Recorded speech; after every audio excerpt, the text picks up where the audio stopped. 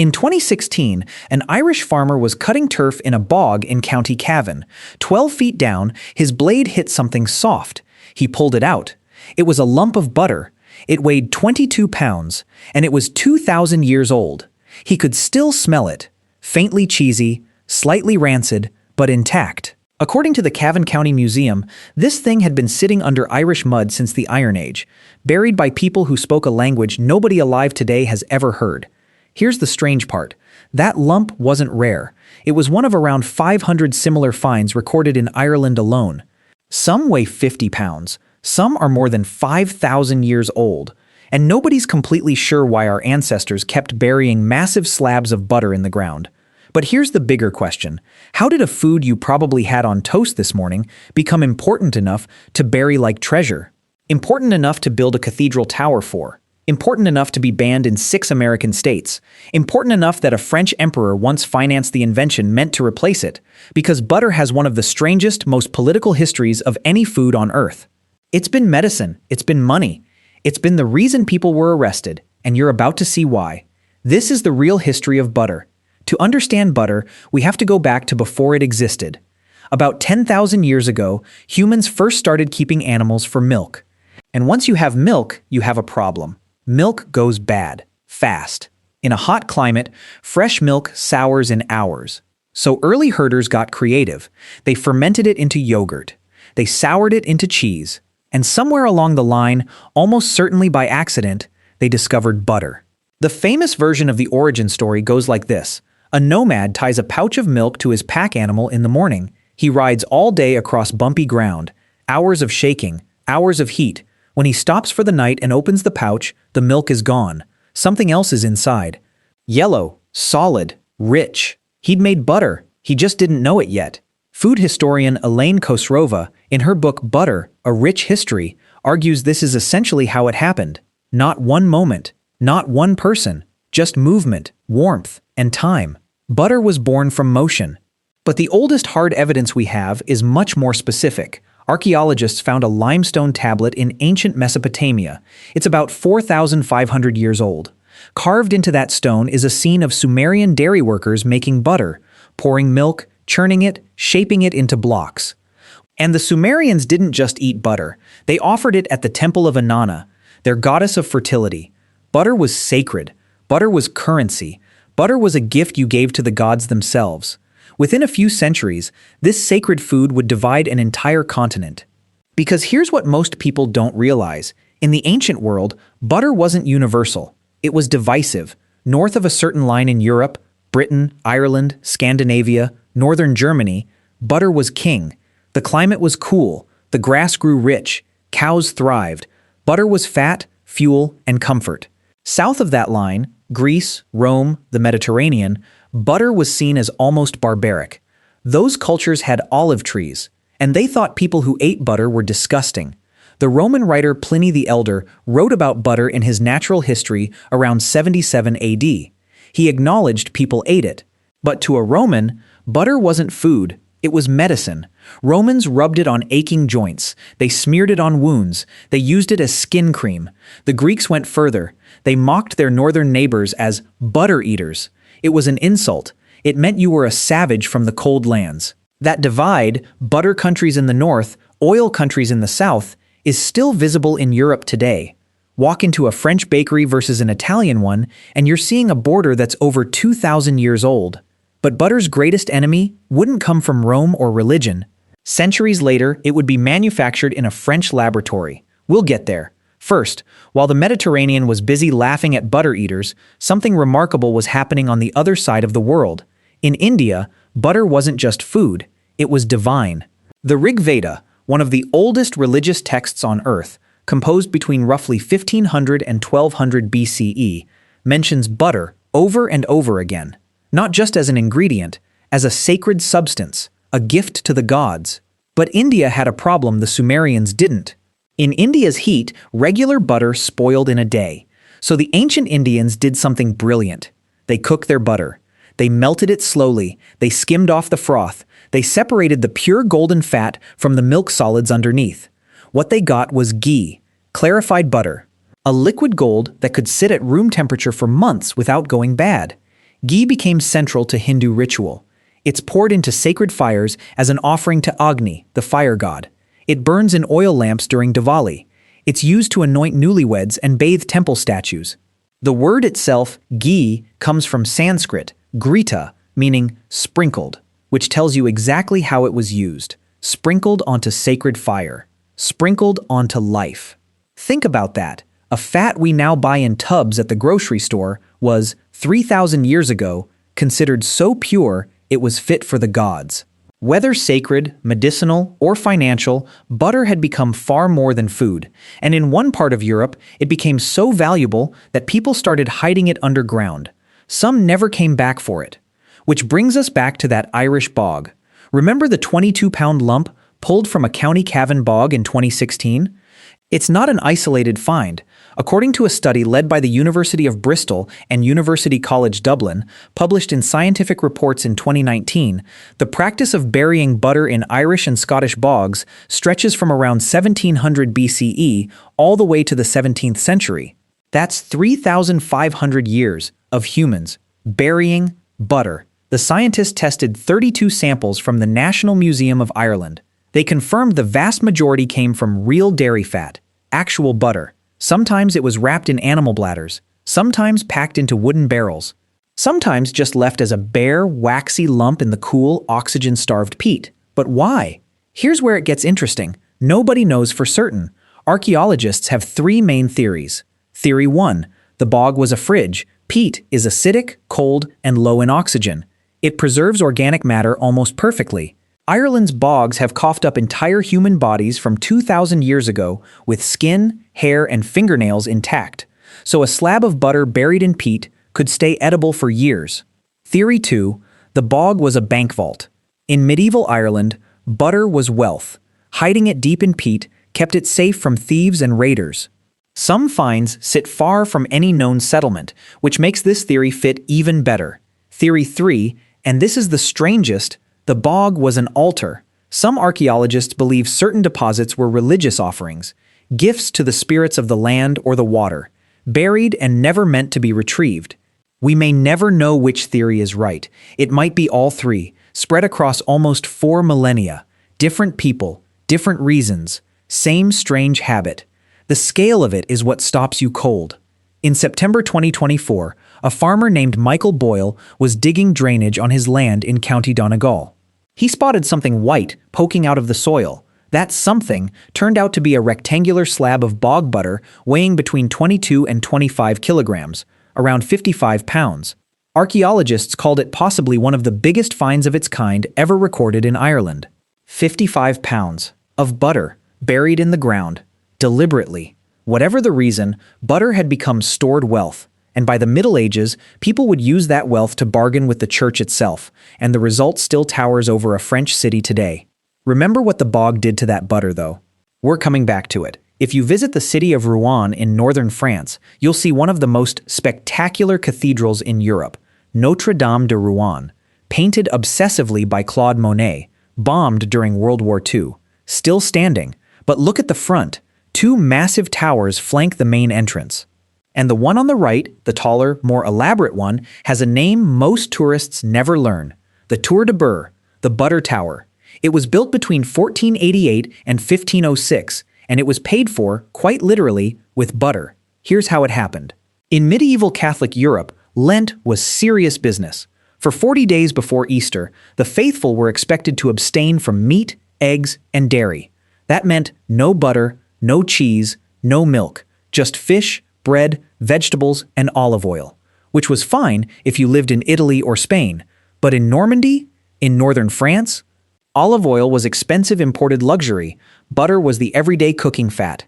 Take away butter, and you take away most of the food. So the wealthy citizens of Rouen came up with a workaround. They petitioned the church for permission to keep eating butter during Lent, not for free, in exchange for a donation. According to French heritage records, each donor paid 6 livres tournois, a significant sum at the time, for the privilege of using butter during the fast. The Pope granted the dispensation. Cardinal Georges d'Amboise, who ran the diocese from 1494 to 1510, used the money to fund the new tower.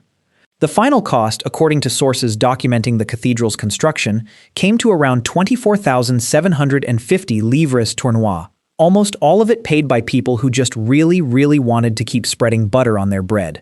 Rouen wasn't alone. The cathedral in Bourges, in central France, also has a butter tower funded the same way. All across northern Europe, medieval Christians paid the church for the right to eat what their grandparents had eaten for centuries. Think about the sheer strangeness of this. You're standing in a French city today, looking up at a Gothic masterpiece, one of the great achievements of medieval architecture, and it exists because people didn't want to give up butter. Would you pay 6 livres to keep buttering your bread? Because plenty of people did. But behind that magnificent tower were thousands of ordinary households where producing butter was exhausting, repetitive, unglamorous work.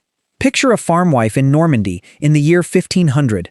It's before dawn. The rest of the family is asleep. She pours yesterday's cream into a tall wooden churn, a barrel-shaped column almost as tall as she is.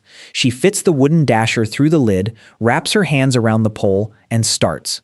Up, down, up, down. The dasher plunges into the cream. She counts strokes to stay focused. 100, 200, 500.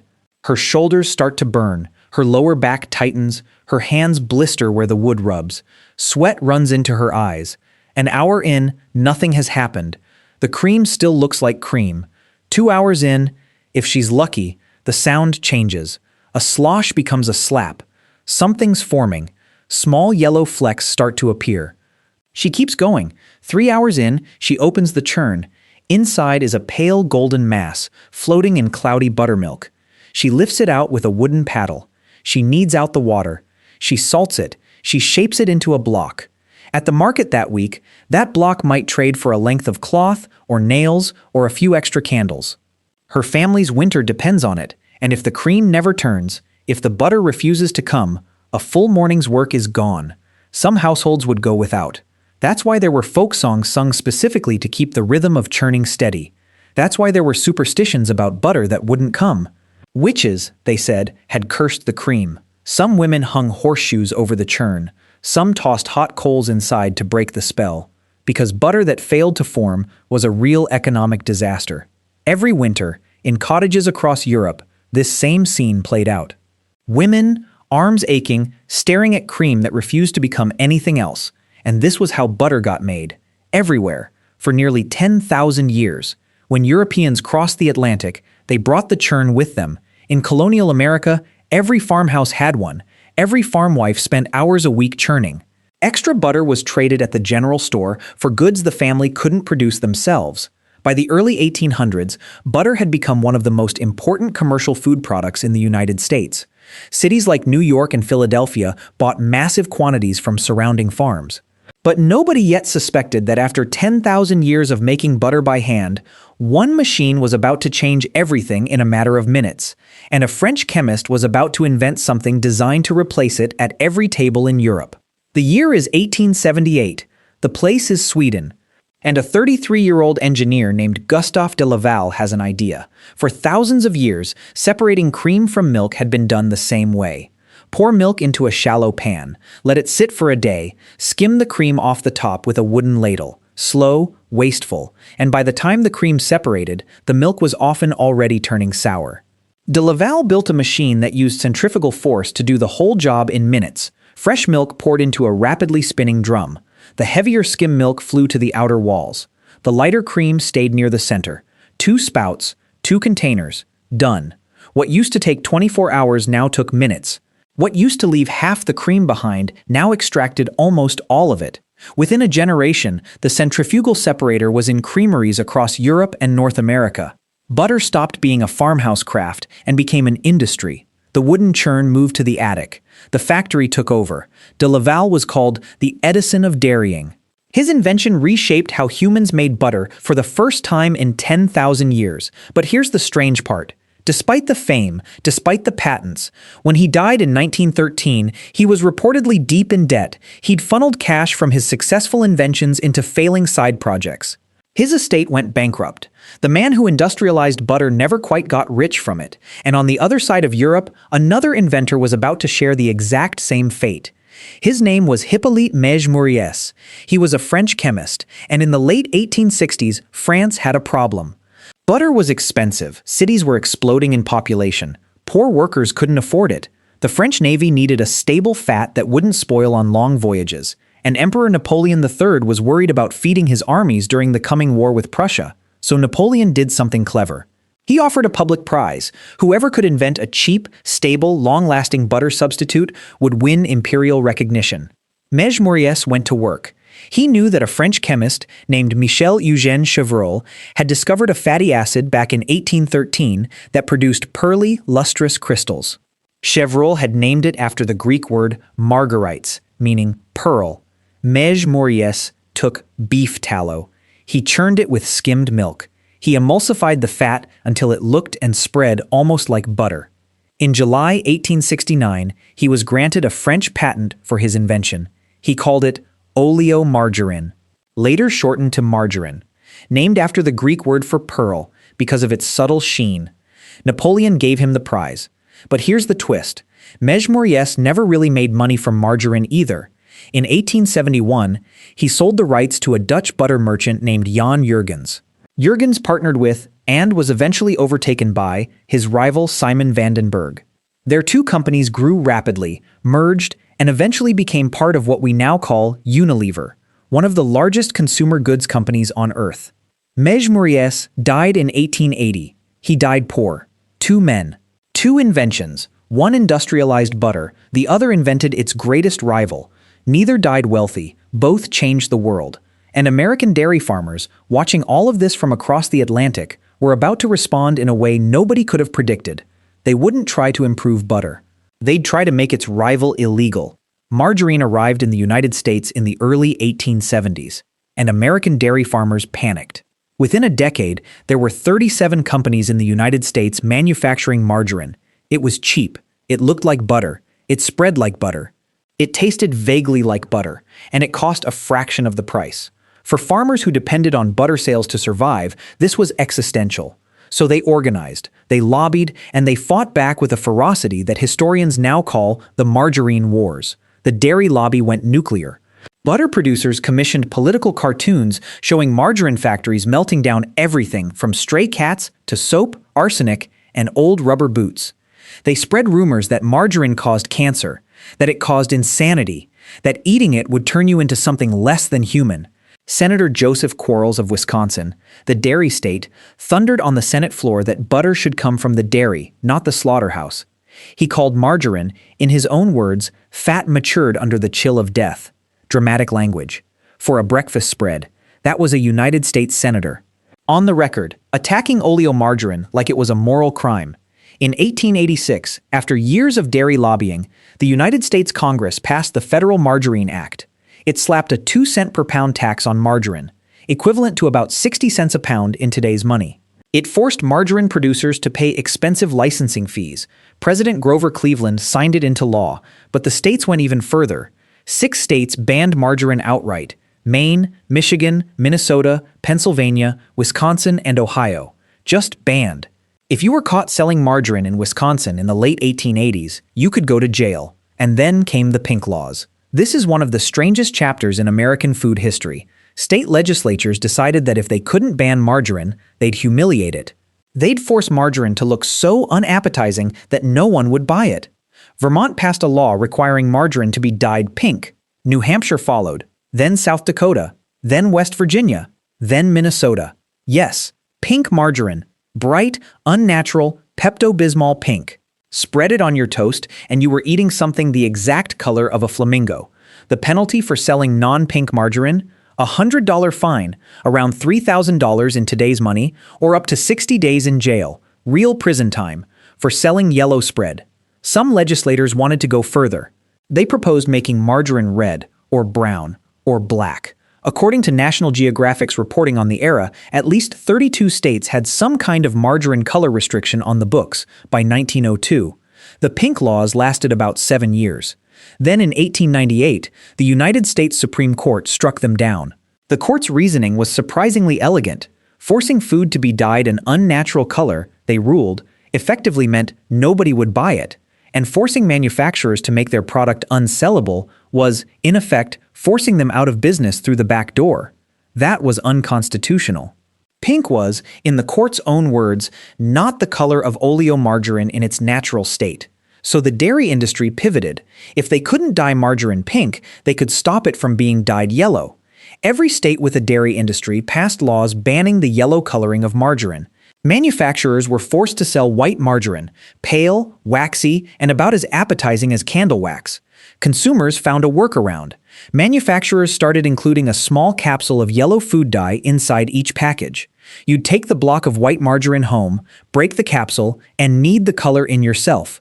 It was messy. It was inconvenient. It made you feel like you were doing something faintly illegal in your own kitchen. But you did it, because margarine was cheap. And in the Great Depression, cheap wasn't a preference. Cheap was survival. Picture a family in Ohio in 1934. The father hasn't worked in 18 months. Rent is overdue. Dinner tonight is bread and whatever fat there is to put on it. On the counter sits a package of white margarine, half the price of butter, sometimes less. She takes it out. She works the dye capsule with her thumbs. Yellow spreads through white. Her kids watch, fascinated, like it's a magic trick. They weren't choosing between margarine and butter for taste. They were choosing between margarine and going without. Then came World War II. The war changed everything. Butter was rationed. Dairy went to the troops. Civilians ate margarine because they had no choice.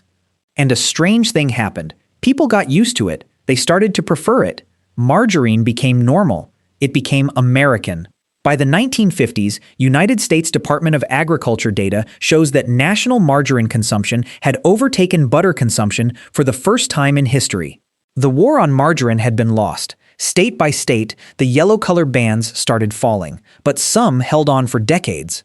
Wisconsin, the dairy state, didn't repeal its ban on yellow margarine until 1967. That's the same year astronauts were preparing to fly to the moon. And Wisconsin was still requiring margarine to be white. Canada's story was even wilder. Canada banned margarine completely from 1886 to 1948, 62 straight years. Quebec held the strictest laws in North America. The province banned colored margarine until 2008. When Wisconsin finally caved in the 1960s, Quebec kept fighting for another 40 years. Think about what this actually was. For nearly a century, one of the most powerful lobbying campaigns in American history was aimed at a spread. Presidents signed laws about it. Supreme Court justices ruled on it, senators shouted about it, state inspectors were dispatched to hunt it down. Ordinary people were fined and jailed over the color of their groceries, all to protect butter. The dairy industry lost the war, but butter won the culture.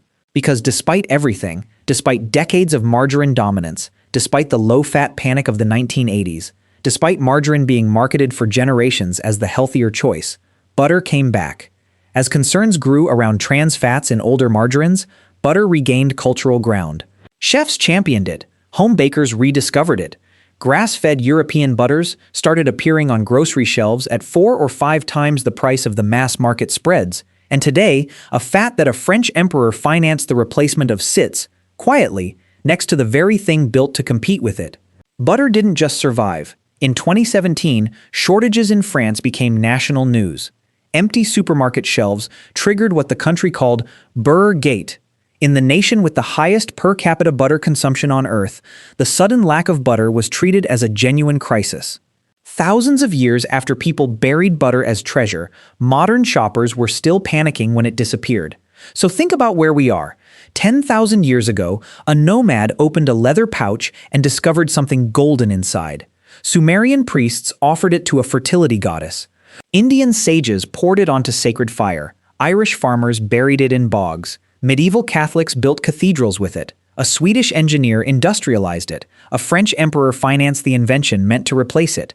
American states dyed its rival pink to destroy it. And here you are, in the 21st century, still reaching for it every morning. Now, remember that 22-pound lump of butter from the beginning? The one pulled out of an Irish bog after 2,000 years? Here's the strangest fact about it. The scientists who examined it say the fat itself was still chemically intact. Preserved by cold, preserved by acid, preserved by the absence of oxygen. 2,000 years underground, and it hadn't fully decayed. Nobody was volunteering to taste it. The Cavan County Museum made that very clear. but the fat had survived. Think about that for a second. Empires rose and fell above it. Languages died. Religions replaced other religions. Villages became towns, became cities. And that lump of butter, 12 feet down, kept sitting there, waiting. 2,000 years underground, and the butter was still there. Maybe that's why this simple food has survived every empire, invention, ban, substitute, and health trend thrown at it. Cheese comes and goes. Cooking oils rise and fall. Whole cuisines rewrite themselves within a generation. But butter keeps coming back. The Sumerians left it at temples. The Irish buried it in bogs. The French built a cathedral tower with it. Depression-era mothers kneaded yellow dye into it at their kitchen tables. Modern chefs melt it into brown pools over hot pans, and modern shoppers panic when the shelves are empty. 10,000 years of humans reaching for the same yellow lump. Butter, it turns out, is almost immortal. That's the real history of butter.